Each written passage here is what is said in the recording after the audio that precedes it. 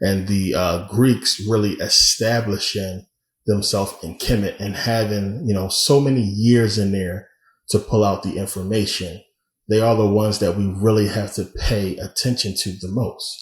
Now, it's crazy because there's no way you can be an historian or a researcher and go back in that time and look at the fact that before Kemet fell, you don't see the Greeks, really dressing like the Egyptians and all that stuff that we seen that I showed you guys from the museum.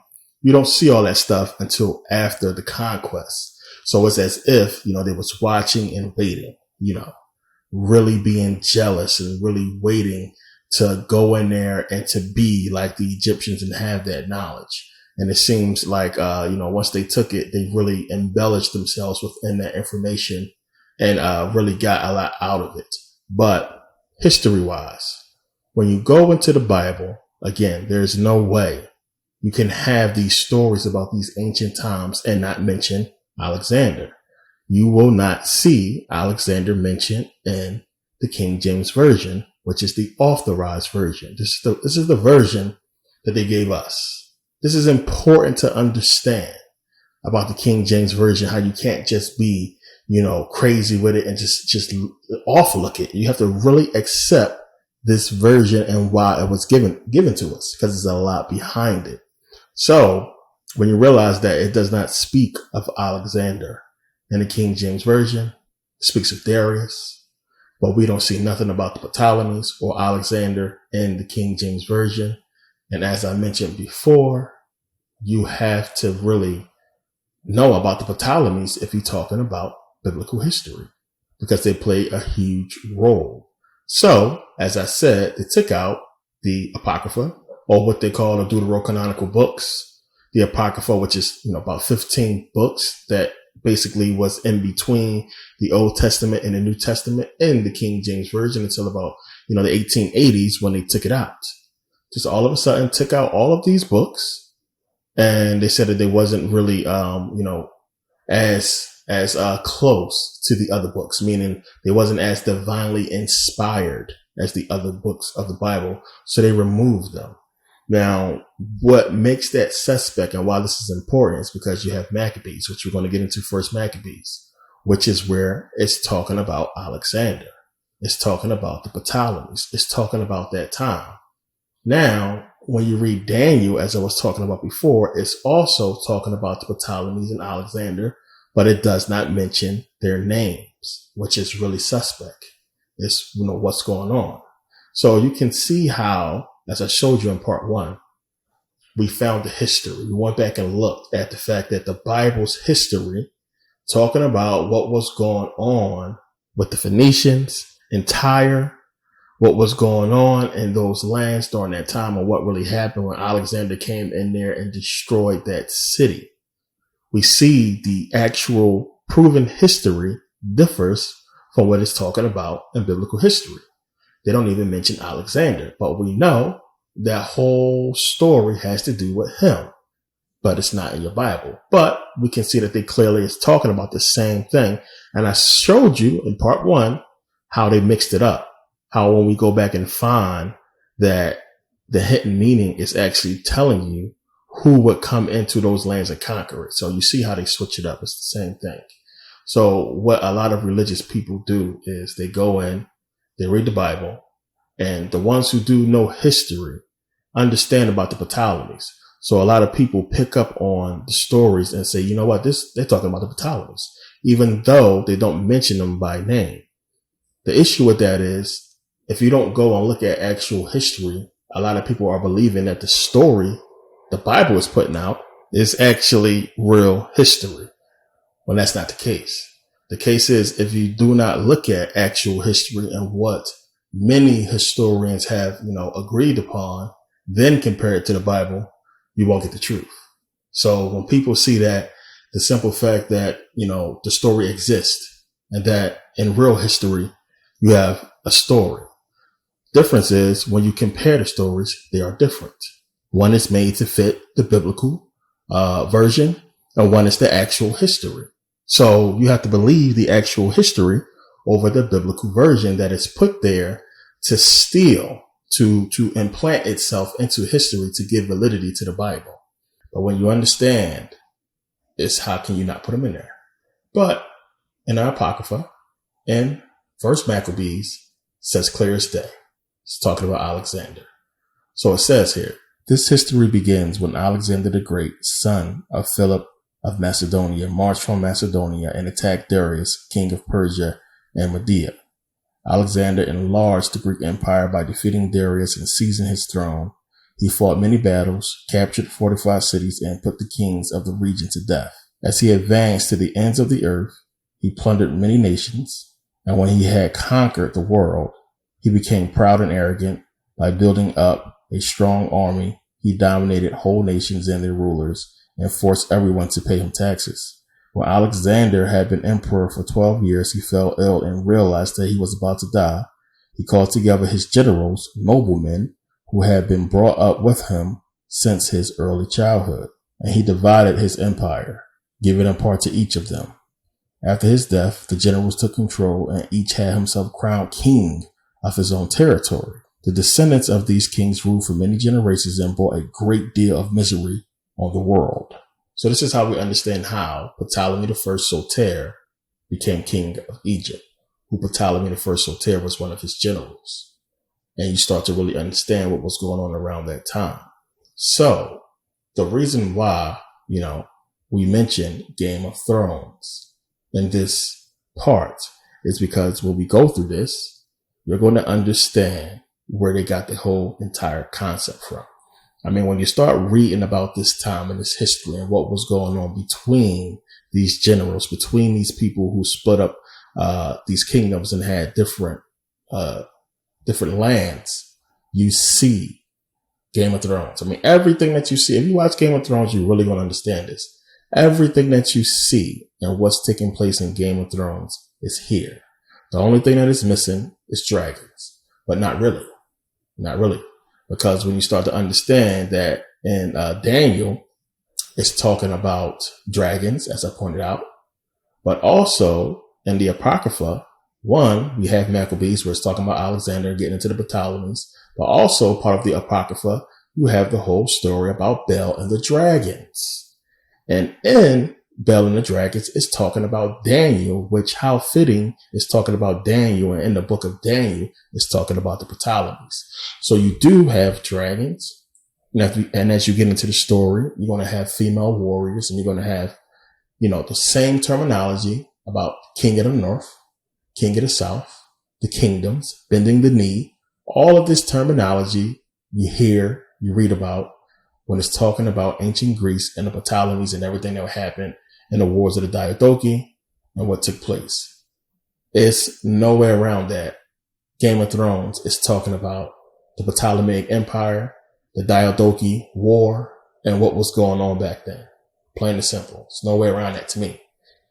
The whole thing about Ptolemy being a bastard, same thing with Game of Thrones, all that kind of talk is in the stories when you start reading and getting into it. And as we get into it, you're going to see what I'm talking about, and you can start to point out things. If you're into Game of Thrones, you'll understand exactly what it's saying. So now understand, we're going to get into the story. Now, when Alexander died, of course, the best thing to do, even though he split up the whole territory, started splitting up the kingdoms. And the best thing to do is to try to really take his spot. Everybody knew that when Alexander died, the person who took his spot would be looked at as the true ruler. So even if it was, something that came up with the kingdoms, that they would go to this ruler as being the final decision, the one who has the most power. Because you can't just split up kingdoms and then, have these kingdoms supposed to be full of just Greek people and equal. Somebody still has to rule. Somebody has to be the authority, even though they had kingdoms. So, of course, you're the ruler in your kingdom, but really the person who would replace Alexander would be looked at as the true king. So, a lot of people tried to marry Cleopatra, his sister, when he died. And one of the things you'll understand, do not get caught up in the names. There are many Cleopatras. A lot of people they got this idea that it's one Cleopatra. It's many Cleopatras. There are many Alexanders. There are many Ptolemies. when you start getting into the stories, you'll understand that these names get passed down. Which is why you have Ptolemy the first, second, what have you. Alexander the first, second, fourth, or what have you. Same thing with Cleopatra. So don't get caught up in the names. There's more than one Cleopatra. So a lot of people tried to marry Cleopatra to, get that marriage going so they can kind of sort of be the one who was looked at as the main king on the throne. Now, it was rumored that Cleopatra was going to marry Perdiccas, who was one of Alexander's generals. Now, this was a rumor. Now, a lot of people really thought that they actually got married, but it wasn't true. But in any case, the rest of the Diadochi, which Diadochi means successor. So you have the wars of the Diadochi, the wars of the successors of Alexander the Great, basically what it translates as. So, of course, since people hearing this stuff, the other kings, seeing that Perdiccas would probably marry Cleopatra, they came together against Perdiccas. And, even though it wasn't so, but Cleopatra remained single for a while, of course. And the whole thing was when Alexander died, if you remember the story, you understand his brother, Aridaeus, who was his older half brother, was supposed to take the throne, but he was mentally ill. He was slow. He basically was, mentally unfit to rule the kingdom. And, Alexander understood this. He kept, Aridaeus with him and took him out to many battles. He kept him by his side. It was his brother. He actually loved his brother a lot, but he knew he was weak and that he was feeble minded. He wasn't really there 100%. So Alexander wasn't really worried about him. So now Perdiccas was actually, named the regent of the kingdom of Alexander the Great. So since they looked at it and said that, well, this dude is slow, we can't really put him as the ruler. We have to elect a regent, which a regent basically means somebody who's going to basically be ruling in place until the heir becomes of age. Because remember, Alexander's wife, Roxana, was pregnant. And the whole thing was, would she produce a man or a woman? So that was huge. Everybody had to sit back and wait till she had the baby to see if it was going to be a male heir, which would be king eventually, or a girl. So they basically named Aridaeus as ruler. And it was a boy that she had, Alexander the Fourth. They named them two as basically the rulers of the land, basically in name only, like they would be like symbolic rulers, like monarchy, you might as well say. But the power would basically lie with Perdiccas, and he would be the one who basically rules and really has the say so on what takes place until Alexander the Fourth became of age. So, of course, everybody's looking at Perdiccas as the true ruler. What he says goes. Of course, the other Diadochi, which you have to understand, you really have four main ones, but it's more who would later come into power. So we can't really stick to the main four, one being Ptolemy the First Soter and Perdiccas, of course. There's a lot more who would eventually come into power. And this whole war, this whole Game of Thrones, what take place. So understand again, you have now Perdiccas ruling. And now everybody's looking at Perdiccas, wanting that spot and paying attention to what he's doing and what's going on. The thing is, as I said, Game of Thrones type stuff has happened. You have to understand, you have now Aridaeus, who was the older half brother of Alexander the Great. They are both sons of Philip of Macedonia, who was basically ruling before. Now, what you have to understand is that Philip of Macedonia, his brother was the king, and his brother had a son. Now, of course, when the king dies, the prince rules. The heir is supposed to take over. That's how they was doing it in Greece. But, when Philip's brother died, his son was basically an infant, a baby, a child, so could not rule. So Philip of Macedonia became the regent, just like Perdiccas just became the regent. So you have Philip of Macedonia being the regent now, and the heir waiting for the heir to come of age is what he's supposed to do. And then, turn over the kingdom to him. So basically, Philip of Macedonia was supposed to turn over the kingdom to his nephew, Amyntas. But instead of turning over the kingdom, what he did was declare himself king. Forget being regent. I'm going to declare myself king. And that's what he did. He declared himself king. Amyntas came of age, but Amyntas wasn't really, in a position to challenge the throne, even though he is rightfully his. He didn't really challenge it. He didn't really, care too much about it. He didn't really try to be a threat or a problem to Philip of Macedonia. He just basically conceded. And what Philip did was when he had his daughter, he gave his daughter to his nephew. Remember, that's just how they do in these royal families, their bloodline. So he gave his daughter, Kinane, which a lot of you know who she is. We'll get into that in a second. He gave Kinane to his nephew to basically marry her and basically go about their business. Now, the whole thing was Alexander was born, of course. Now, Alexander is coming up, and Alexander knows that he has basically somebody who can challenge him for the throne once his father dies, and he didn't like that. So he did what any, person would do in that position. He went and he killed her husband, and he basically promised her that he would give her another husband, a powerful husband someday, so he didn't want nobody to challenge him for the throne. So he went and killed his cousin. So now you have later after Alexander dies, what happens was before he died, he promised his sister that, she would marry this powerful lieutenant. Oh, I forget his name, but he was a guy who really helped out Alexander throughout his whole rulership. And he was really loyal to Alexander. So he wanted to reward him with marrying his sister, but he got sick and he died before that could even happen. Now, again, we have fast forward to where now you have Perdiccas being the regent and running the kingdom in Alexander's place. So Kinane, who is a powerful warrior, she is very powerful, and she understands that, she would have been queen at some point and would have been ruling had her husband been alive. That would have been able to take his place.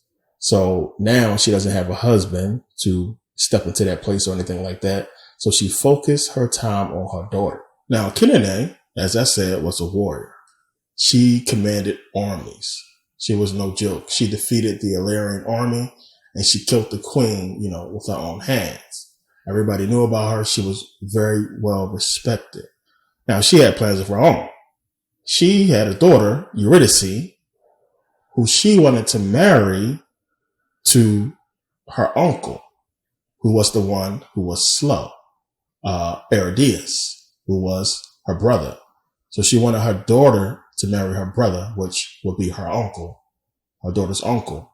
So her plan was to go ahead, take her daughter to Macedonia to marry her uncle, and basically she would have, some stake on the throne that was basically stolen away from her by her brother.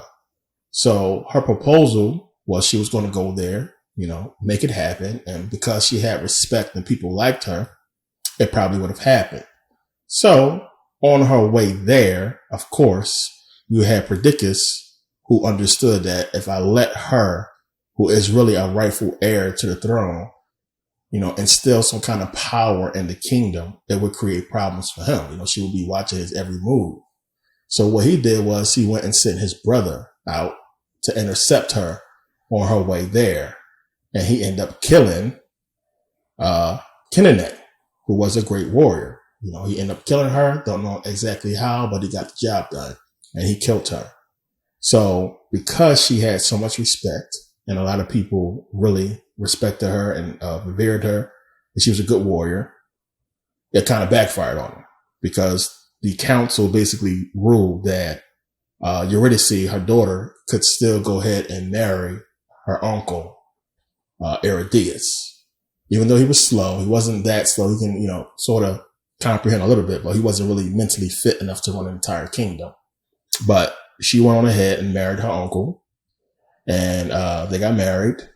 And now, of course, she was basically, trying to really pull his strings and control his little bit of power that he did have, which of course she wanted him to have more power he had, she had. So this was her game to really try to get his level up and to get the council and the people to recognize that he is a true heir. Even though he's slow, he deserves the respect of having more power than what he had. So Eurydice will eventually marry her uncle, Aridaeus, but Aridaeus would change his name to Philip III. So Aridaeus would become Philip III. He would marry his niece, Eurydice, and they would basically become a small power in the Macedonian Empire, which of course Perdiccas definitely feared and did not like. And he knew he had to eventually do something about that. So what happened was you had Perdiccas, who was sending out Alexander the Great's body. I understand this whole marriage and everything that happened. All this stuff happened within the same year Alexander died, the marriage and everything. So you had a little bit later, you had Perdiccas sending out the body of Alexander the Great to basically go be buried where he was crowned king. So right where he was crowned king, his body was supposed to be buried. But remember, as I said, the other Diadochi was against him, one of them being Ptolemy I Soter. What Ptolemy I Soter did was go and steal the body from the men who was transporting Alexander's body. So now after he stole Alexander's body, it was buried in Alexandria, Egypt, which we know Ptolemy I Soter was the one who was crowned king or pharaoh of Egypt. So, of course, after he stole the body, Perdiccas wasn't having that. So he basically set up an army to basically go in and invade Egypt and start a war with Ptolemy I Soter. So here you have two of the Diadochi, two Greek warriors, soldiers in the army of Alexander who started the fight against each other, And you had this war start to break out. The problem was Perdiccas wasn't as sharp as Ptolemy, and he was arrogant and he was crazy. So his battle plans, his military strategy was whack. He couldn't even cross the Nile and get into the main areas where he needed to strike. And his battle plans and his strategy was horrible. And every time his men failed, he would, execute them. He would treat them like crap. And eventually they got tired of it. So what happened was a few of his lieutenants, his leaders, came together and basically ended up killing him. So here you have the regent, basically almost the king who is in place of Alexander. And this dude invades Egypt, which kind of pissed everybody else off. Then he wasn't even able to make a dent into Egypt. And he was basically killing off his own men because of his incompetence, and his generals and his commanders and what have you. They just didn't like it. It was disrespectful, and they basically came together and they ended up killing him. So basically one of those commanders was Seleucus, and Seleucus would eventually get some land of his own and begin the Seleucid Empire. Anybody who does any research on ancient history know about the Seleucid Empire. You can't miss it. So understand that's where that comes into play. And again, so much history, as I said, that you start breaking down once you understand just this part in these stories. So the whole Seleucid Empire came about because Seleucus was one of the commanders that killed Perdiccas, one of the first, or considered the first Diadochi successor of Alexander the Great. And so the successor, the Diadochi War, began. And once Perdiccas was killed, of course, you had Eurydice pushing for her husband, to be in power, to get more powers. And A lot of people thought that that might happen, but of course it didn't, because of course he was slow and they didn't want to give him anything he really couldn't handle. So what happened was you had one of Philip of Macedonia, Alexander's father. You had one of his old lieutenants basically end up being voted in as being the new regent.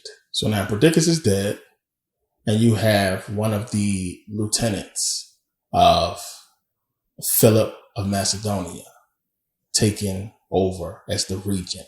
Now you would think, with Philip being, so old and dying a long time ago, anybody who served with him would be old. So Antipater, who was the lieutenant who served with Philip of Macedonia, he became regent. Now, he wasn't regent for long because he died of natural causes, soon after. So everybody assumed that his son, Cassander, would take the place as regent. Because again, that's how things usually go. Your son succeeds you, becomes your successor. And Cassander thought that he would take the place if something happened to his father. And you had Eurydice, and you had her husband, who was her uncle.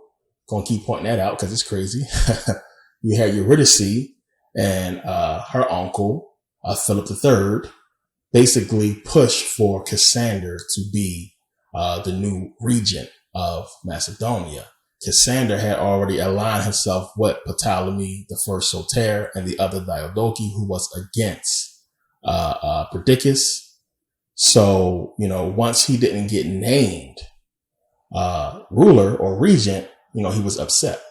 Now, what happened was, instead of Cassander, son of Antipater, once he didn't get named, as I say, he was upset. A lot of people assumed he would get named. But what happened was you had Polypersian, who was a friend of Antipater, one of his friends. He got named as the regent because he was, closest to the king and he knew how to rule. And Cassander wasn't really looked at as a person who was really, ready to rule. So you had Polypersian take over as regent, which pissed Cassander off, and a civil war began between Polypersian and Cassander.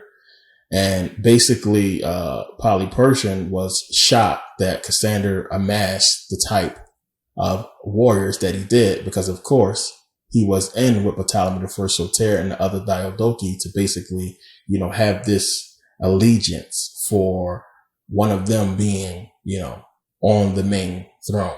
So when you look at the whole thing, you got to look at the seat of Alexander being the seat of power. So when you look at the 7 kingdoms in Game of Thrones, and you look at the fact that the Targaryen kingdom was like the main kingdom, they had the dragons, and there was the main kingdom over the 7 kingdoms and over really basically everything else. So whoever ruled that kingdom was considered, the ruler of the rest of the kingdoms. It's basically the same thing here in Greece. Whoever ruled Macedonia, whoever ruled the place in place of Alexander will be considered, the king of everything else. So they wanted it to be one of them, of course. So when you had Polypersian take over, Cassander go to war with him, and Cassander basically get help and have Ptolemy I Soter and Antigonus, which Antigonus was the one who basically destroyed the fleet of Polypersian. You had them come together and basically help him defeat Polypersian, which he fled, and eventually Cassander would basically try to take the throne. So now Polypersian was smart. He basically fled to Olympias, whatever Alexander's mother's name, how do you pronounce it? Olympias. He fled to her, and he fled to Roxana and Alexander IV, who was Alexander the Great's son, who was the heir in waiting, So he fled there and basically pled to Olympias and said, hey, Cassander's taking over. This isn't the way it's supposed to go. Basically help him out. And what Olympias did, because she was powerful as well, she could fight. She had an army, and he basically got together the men that he had left who was willing to fight for him, and they amassed the army. While Cassander was away, they basically went back into Macedonia and defeated the army there and basically took back the kingdom. So you had Olympias go in there And remember, now you have Olympias there, but who's also there is Eurydice and Philip III, named after her husband. So she understood that Philip III was being used, and as long as he was alive, he was a threat to the kingdom, so he had to go. So she killed him. She had him executed, and she forced Eurydice to commit suicide. So Philip III of Macedonia was executed 317 BCE, and his wife Eurydice was forced to commit suicide, and Olympus basically assumed control of the kingdom for a while. And she was basically, going on a rampage and killing everybody who she thought was a threat. She killed Cassander's brother, all of Cassander's commanders and his soldiers that was there. She executed a lot of them. And, she basically held on to the place for a while, I think over a year, until she was basically ambushed. She was basically caught in a blockade in Pydna. And Cassander caught her in a blockade and basically forced her to surrender. And he told her, if you surrender, then, you can keep your life. I'll let you live if you surrender. She surrendered. And of course, he didn't keep his word, but he ordered a bunch of soldiers to execute her, which they didn't do it. They didn't want to do it.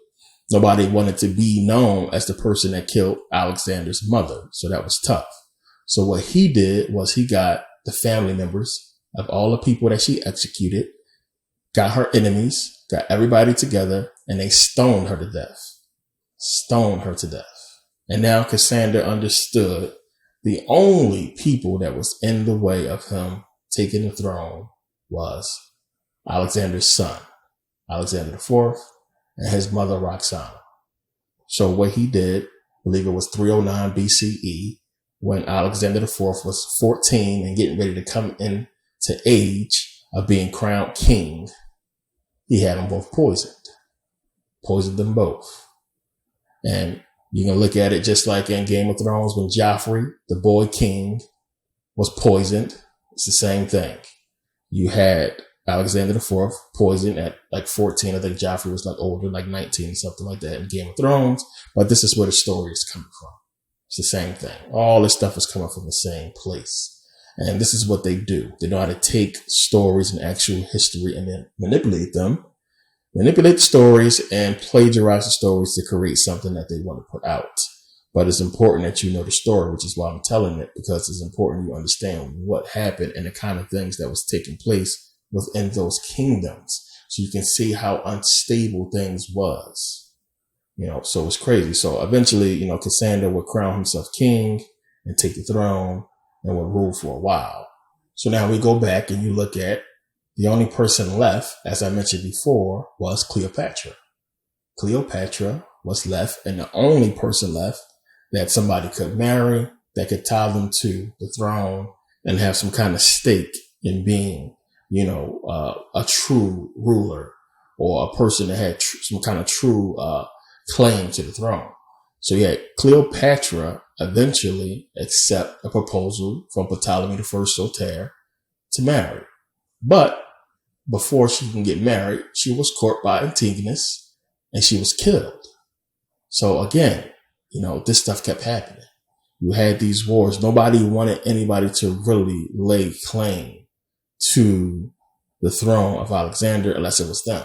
So it was going to always be a war. Even people who allied, who they thought they was allies, they was going to fight. It was always going to be a battle for that throne, because that throne would be the throne to rule the rest of the thrones.